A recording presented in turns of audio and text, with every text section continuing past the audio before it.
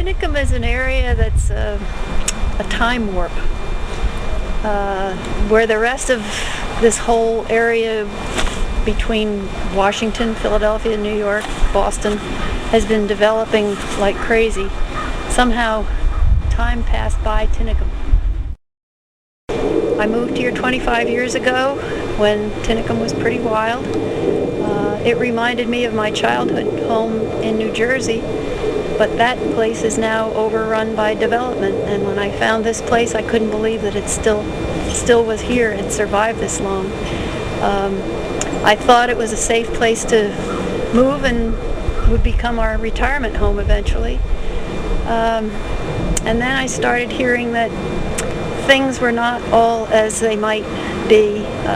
Ordinances were not being enforced, and things were not being protected as they should. And so I got involved in local affairs, and 20 years later we're still working. Over 30% of the township is now preserved from development with conservation easements. We're still working on more, but we have to defend what we have against development. The problem with developing in Tinicum is that we have no public water or sewage systems. So everyone that develops here is going to have to prove that they're not going to affect the existing wells that are here. We have an ordinance that requires that any new development has to drill a well, monitor it, monitor the neighboring wells, and prove that it will not affect their wells.